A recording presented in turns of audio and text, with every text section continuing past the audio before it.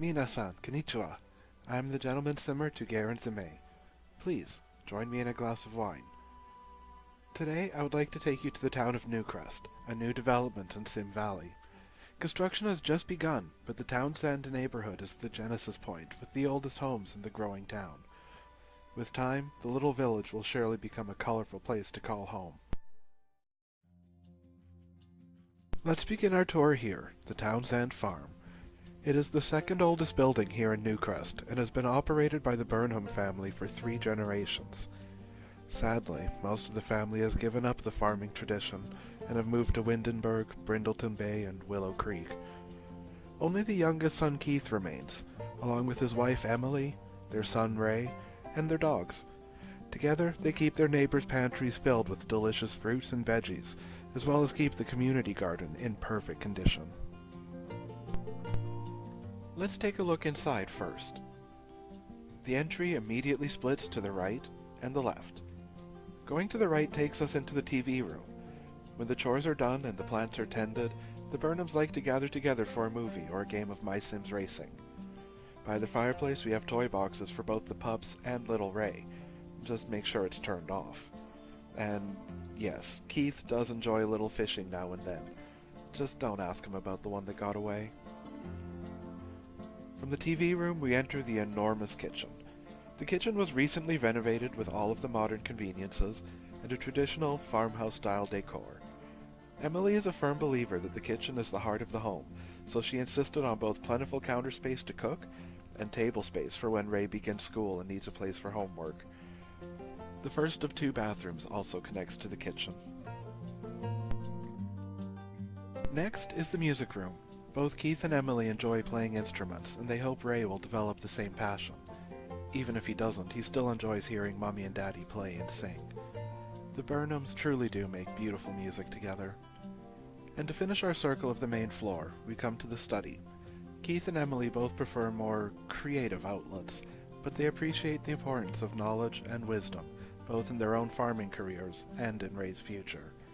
We also find the second bathroom connected to the study here. The stairs to the second floor ascend from the music room. Little Ray's room is the first door on the right. But in preparation for Ray growing up and future additions to the family, both rooms at the far end of the hall are all set up and ready for use. Lastly is the master bedroom, complete with attached bath. Let us now explore the farmyard. If you can't tell, Keith has a little bit of a passion for flowers. Here in the front yard he has carefully cultivated several flowering plants for his personal use and enjoyment. Following the veranda this way, past the wishing well, is the fields. The gardens are greatly reduced from what they used to be, but Keith and Emily have kept the farm alive. They grow strawberries, grapes, all of your favorite root vegetables, tomatoes, and even a few herbs. Plants need to be pollinated, so the Burnhams have become hobby apiarists to the benefit of their gardens, and a few extra simoleons in their pocket. Beyond the orchard is the old barn, retrofitted as a garage with workbench and a small greenhouse for Keith's more delicate flowers. The old laundry lines are here as well. The Burnhams are a wee bit traditional, and even if they don't always wash their clothes on a board, they make heavy use of the lines to dry their laundry throughout the warm seasons. The pond has been converted into a beautiful, natural swimming pool, stocked with dogfish of course, and a small clearing has been made in the woods for a campfire. Back up on the veranda is an outdoor sitting area with grill, and around the corner is a more modern laundry area. The plumbing on the old farmhouse restricted the machine's positioning. Before we leave the Burnhams, let's take a look at their secondary project, the Townsend Community Garden. Food security is a major concern for the Burnhams. They believe that nobody should go to bed hungry.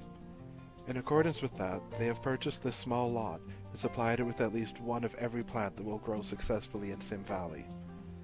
While food is the Burnhams' primary concern, the family recognizes that plants can also inspire peace and creativity, so they've constructed the garden shed with a small greenhouse to protect some of the more exotic plants.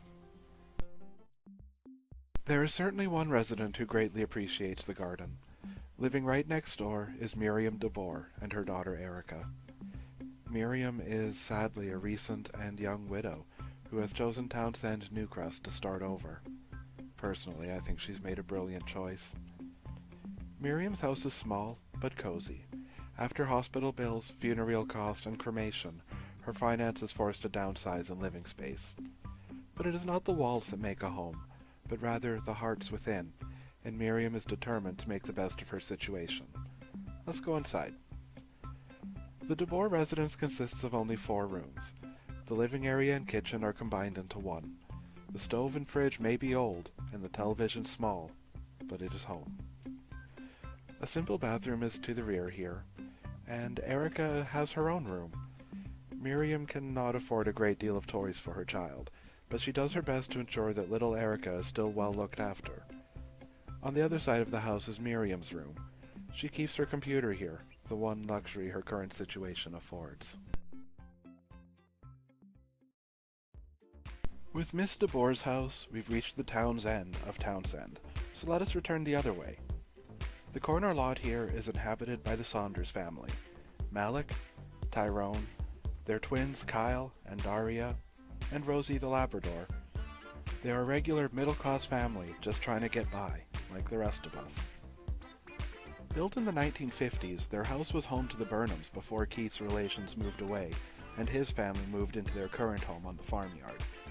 The house has seen several small renovations over the years, which is evidenced by the different colors and styles presented now.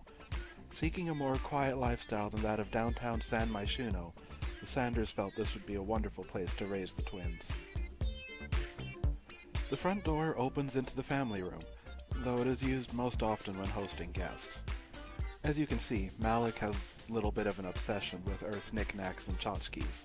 The main floor is full of them, and Malik shows no sign of stopping his collection anytime soon. Through this small hallway is the master and spare bedrooms, as well as the bathroom. On the other side of the family room is the family kitchen. Like many homes of the time, the kitchen is somewhat of an awkward shape, as if it were an afterthought during initial design. The kitchen connects to the back door and the basement stairs. For now, let's descend. The first room we encounter is the twins' room.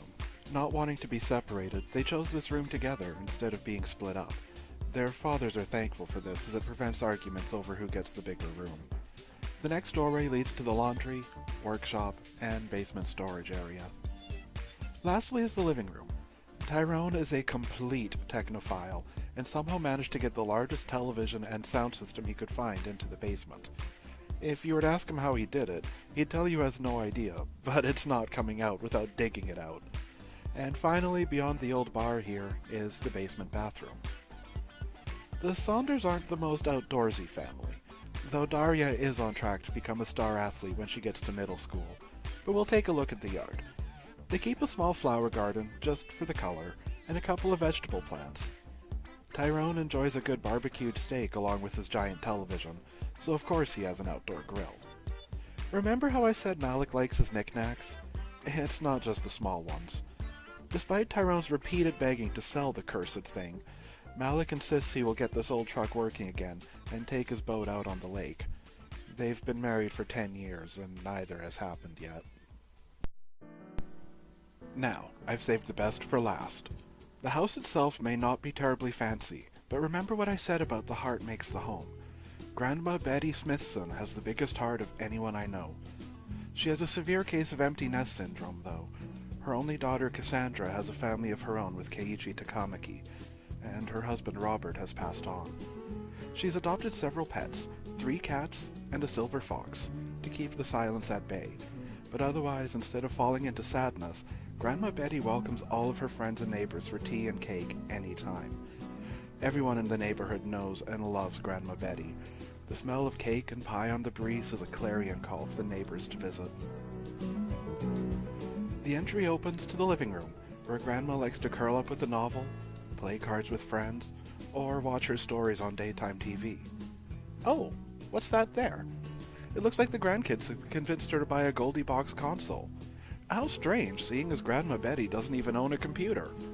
If I know Grandma, she probably only plays with the grandkids, and even then finds more joy in watching them play than playing herself.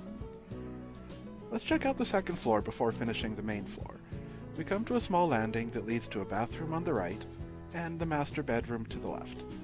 Both rooms lean more towards function than form. Grandma Betty is not one for excessive amounts of clutter. Back downstairs we reach the kitchen. This is where the magic happens. When it comes to cakes, cookies, pastries, and roast chicken, nobody can outperform Grandma Betty. She grows several varieties of fruits, completely organically, for use in her baked goods.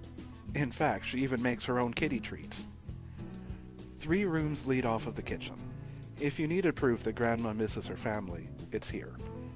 The first room is always ready for her daughter Cassandra or her eldest grandchild Sayoko to spend the night. And if either decides to bring little Johann or Patricia, the middle room is all ready for them at the drop of a hat. Last in line is the main floor's bathroom. If we go out the back door, we get more evidence that Grandma is a bit old-fashioned. She doesn't even own a washing machine, to this day preferring to board wash and line dry her clothes. She also went out and bought a kiddie pool for when the grandkids visit. Sayoko, Johann, and Patricia are certainly the light of her life. Beyond is the garden, full of root vegetables to see her through the winter, and some fruit bushes for her pies. Notice the compost bin in the corner. Very little goes to waste in Grandma Betty's house. Well, my friends, that is Townsend, Newcrest, and her first residence. These are the original homes in this development, and more will come in time.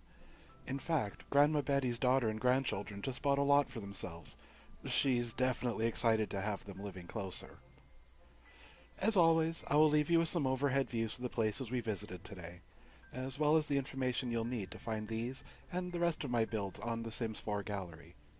Mata aimasho.